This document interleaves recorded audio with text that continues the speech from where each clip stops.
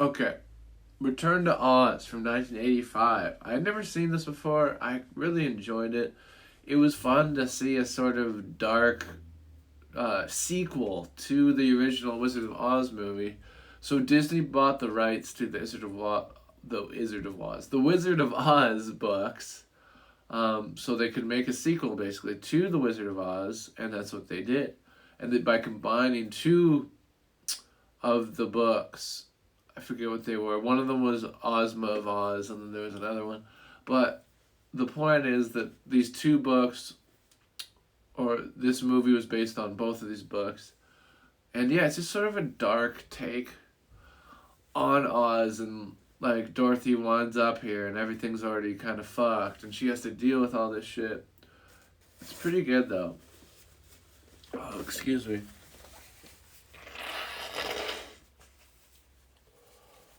I'm gonna be okay, I swear. We're gonna get through this. But yeah, I really like this. The chicken puppet, like instead of Toto, she has a chicken. It's crazy how realistic this chicken puppet looks. I quite enjoyed that aspect of it. But yeah, let's look at the Rotten Tomatoes first of all. 56% for the critics consensus. Return to Oz taps into the darker side of L. Frank Baum's book series with an intermittently dazzling adventure that never quite recaptures the magic of its classic predecessor. But I don't know, man. I think this is close to the original in a lot of ways. It's just a darker sort of look at it, and I don't think that makes it worse per se.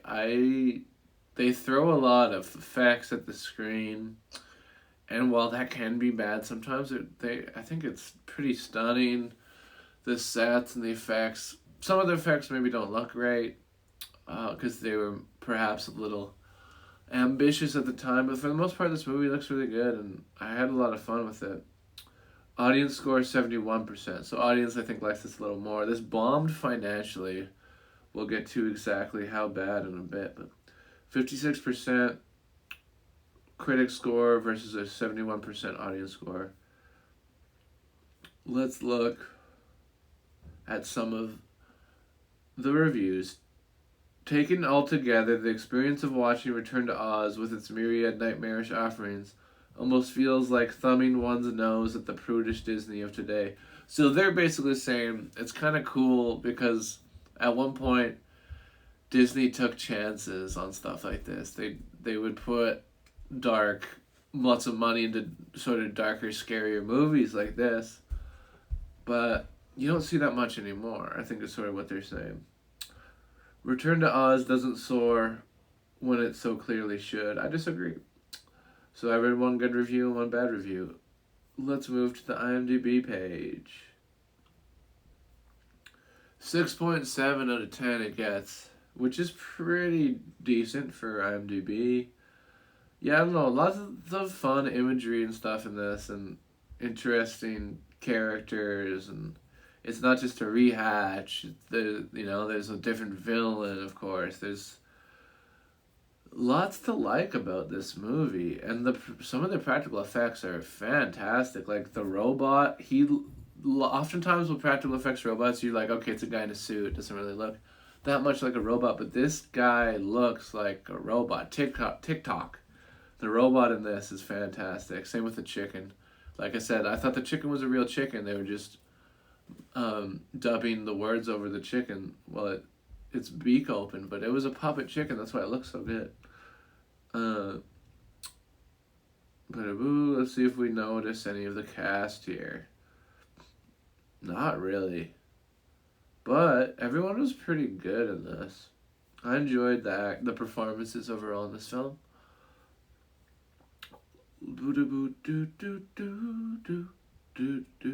So yeah, basic storyline, let's go into that. So Dorothy, she's come home from Oz, because it takes place after the last movie, and her aunt and uncle are like, she's crazy, because she's talking about this place that doesn't exist as far as we know, and so she gets sent to a psychiatrist, basically, and they are going to hook her up to an electronic torture device, so she runs away, and washes up in a river, and then of course through a series of events turns up in Oz again, of course, because otherwise it wouldn't make sense that the movie's called Return to Oz. But of course she returns to Oz to find it's not the same place that she left it. There's a new ruler, the Gnome King. All her friends are turned to stone or otherwise, and she has to figure out how to put everything back together how it was before. And yeah, it's fun. It's like not as bright with the colors, and it's more dark, gloomy, scary, but fun. I like it. I might even like this more than the original, honestly. Not that I don't like the original Wizard of Oz, but this hit different, and it's like a little edgier. It's a little more cool or something. That's what I got out of it anyway. Let's look at the box office. So this didn't do well, as I said. This is kind of a big bomb because $25 million budget is what Disney gave it, I suppose, and then it grossed worldwide 11 million. So not very good, pretty bad. That's a bomb for sure. But yeah, that's it for the IMDb page. Let's drink some more water here. Stay hydrated.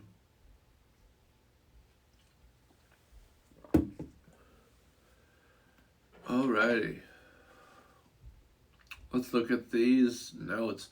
So the evil electric machine, I talked about the electronic torture device that they're basically trying to hook up to Dorothy so she just forgets about Oz, I guess. It's a cool looking sort of machine, and I like old timey looking electronic devices like that. Spooky for PG. So I already mentioned this is kind of scary for a kids movie. I mean, it's not gory or anything. It's PG, but there's lots of sort of scary imagery for kids. But I think that can be good. It can be good to scare kids if it doesn't scar them. And I don't know if this will scar them because it's not bloody, like I said, but it is a bit spooky for a PG though. Where did this flotation device come from? So there's a part.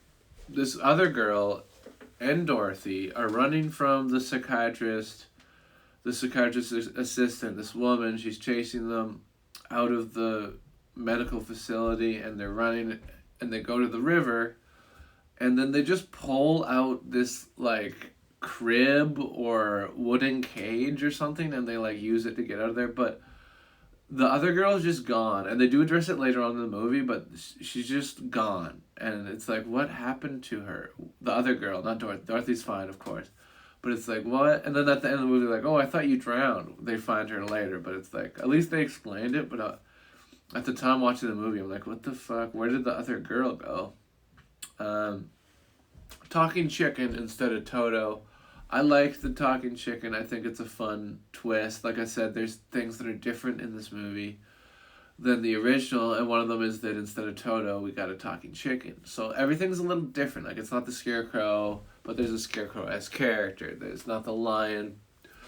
You got the Gump, which is like a moose that they attach to a couch and put palm leaves on it so they can make it fly because they put this magic powder that makes them alive. It's a whole thing. It's funny, though. I enjoyed that part actually quite a bit.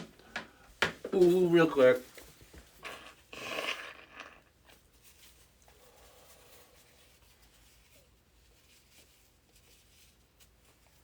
Is that to blow my nose? Okay. Continuing on. Thanks for watching, putting up with my shit. So I said it, talking chicken, and I liked it instead of Toto. Odd way to have her go to Oz, but different. I already talked about that sort of with her on the wooden thing. It seems sort of weird. Like, out of the two choices you have, like, yes, it's kind of scary to go with this woman that's going to electrocute you, but on the contrary, the alternative is drowning. So it's like, do you really want to drown? So I thought that was kind of weird. But it is different than the original, instead of a tornado. So I like that. Okay. I'm just going to be right back.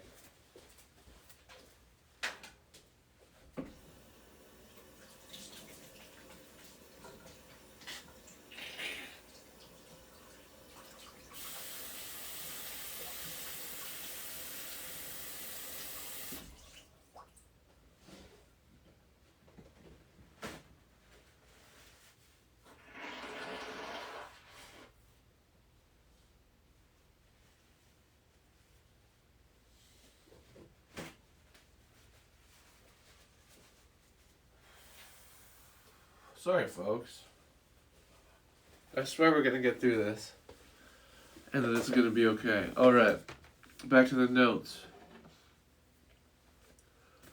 Boop, boop, boop. Designs of the characters such as the Wheelers and TikTok are cool. I talked about the robot already. It really looks like a robot, TikTok. And the Wheelers are sort of what replaces the flying monkeys in this, and the guys with wheels on their hands and their legs, and they like crawl around or wheel around on all fours. And they have these creepy sort of masks. Kind of scary for kids again. But I liked it. I liked the designs, the great sets. The art direction in this is pretty cool. Pretty cool. Pretty cool. I'm glad you're both still alive. Yeah. Aren't we all? Aren't we all? Jack Pumpkinhead. Some chroma key, not great in some areas. So, green screening and blue screening, whatever color you want to use, called chroma keying. We've been doing this for years, but in this, there's quite a few parts where it just doesn't look that good. But, you know, it was sort of newish technology at the time, and it's still hard to perfect, so I kind of get that, but I had to note out that some of the chroma keying is not great in it. Jack Pumpkinhead, so the character, like, even though Jack Pumpkinhead is kind of like Scarecrow, it's cool because he's different.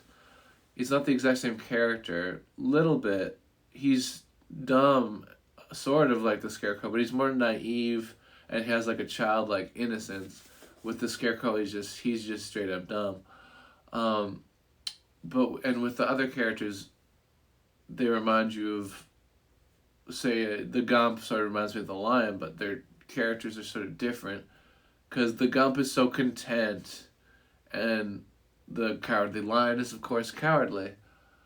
And then TikTok is a little bit different because he's like basically programmed to just be a soldier, and we got our Tin Man who's, you know, a Tin Woodsman, so it's a little different, and I like that. Similar but different, you know. It works well enough for me anyway. If TikTok's action ran out, how come he could still move a bit? So TikTok, he's got all these different keys in his back, and you turn the keys around. You wind them up to make his. You wind up one key to make his thinking go. You wind up one key to make his action go, which means like walking and moving your arms and stuff. And then one for talking as well. So there's 3 keys. And his action ran out, but he was still able to move a bit for one part. So I was confused at that.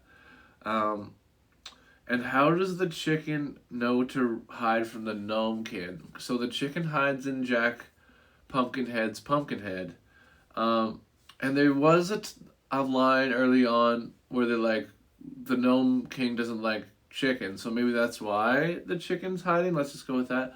But yeah, just little things like that are maybe not explained as well as they could be, but it is just a nitpick, and I still like this movie overall, and that this isn't going to harm it for me that much.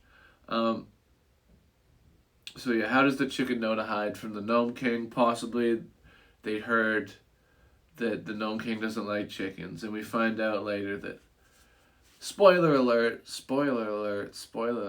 that, and I kind of figured something like this was going to happen. You can kind of see it coming, but their weakness, I'm not even going to say exactly what it is, but the weakness of the Gnome King is something to do with chickens.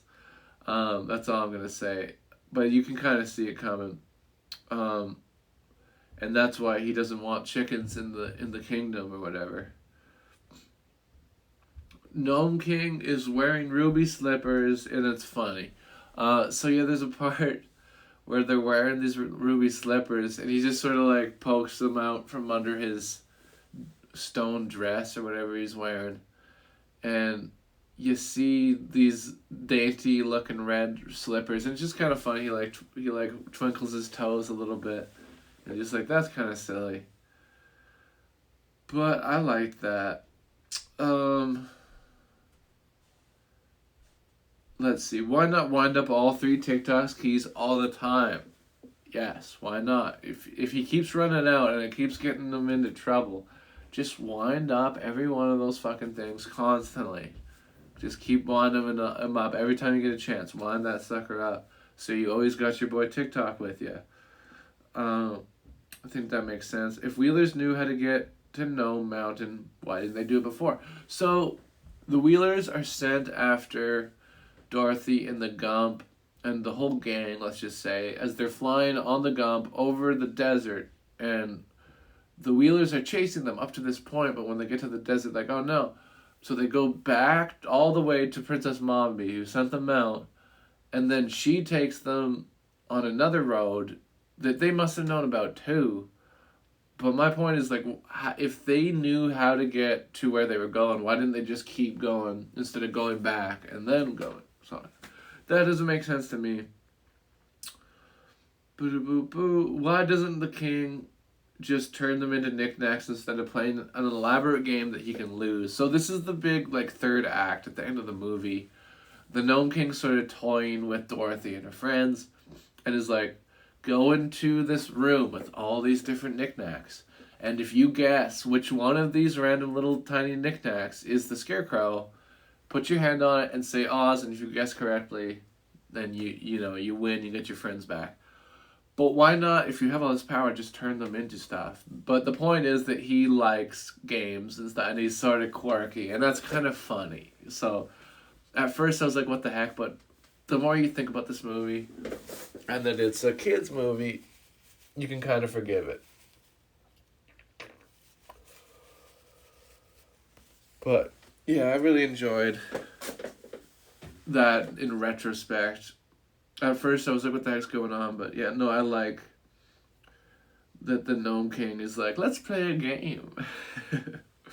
The stunning effects display, stop motion, lots of stuff at the end.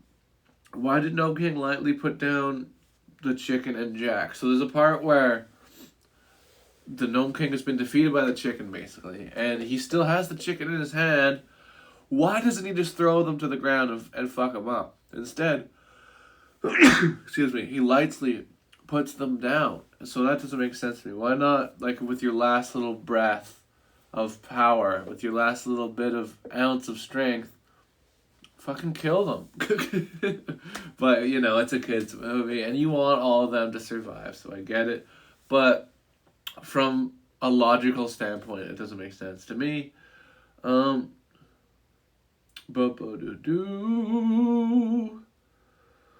Tin Man and the Gump get goodbye snubs. So everyone gets said goodbye to by Dorothy here.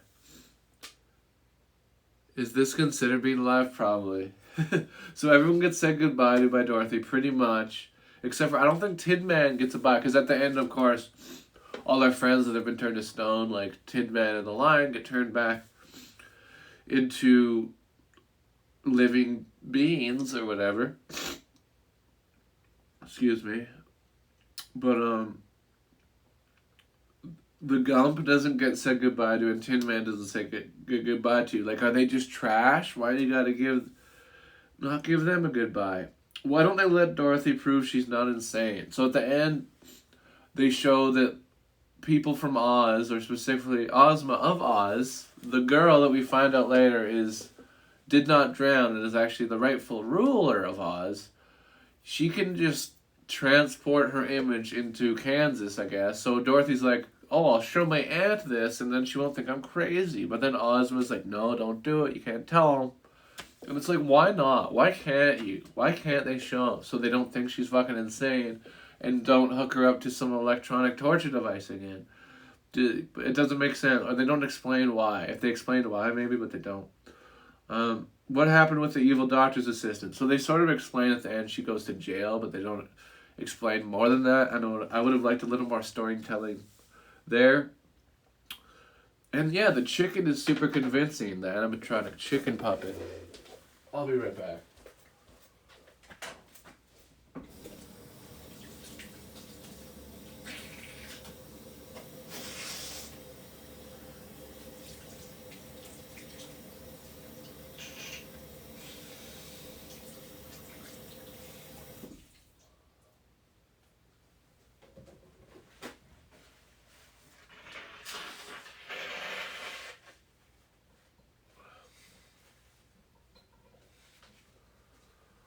All right.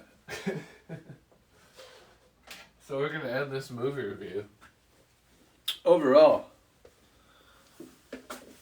Whoa, cool bits. Hey, do the Labyrinth. Hey, it's on my list. I will do it. I even have it on DVD, so I could do it. I love Labyrinth is one of my favorite movies of all time. Oh yeah, I know what Labyrinth is. I'm very familiar. It's one of my favorite movies of all time, actually. I absolutely love Labyrinth. Dance, magic dance, magic dance. But yeah, let's give this movie a rating. Return to Oz. I liked it. Some people's problems with it's too scary for kids, but that's what I kind of like about it. I like the sort of darker edginess to it compared to the original. So yeah, honestly, this was really fun. I had a few nitpicks, but overall, it was really enjoyable to watch. Yeah, Labyrinth is great, but I'm gonna give this. Honestly, it's pretty solid. 7.5. Let's give it. That's decent. It's not perfect, but it's pretty fun and interesting follow-up to The Wizard of Oz. Return to Oz, 7.5 out of 10 does.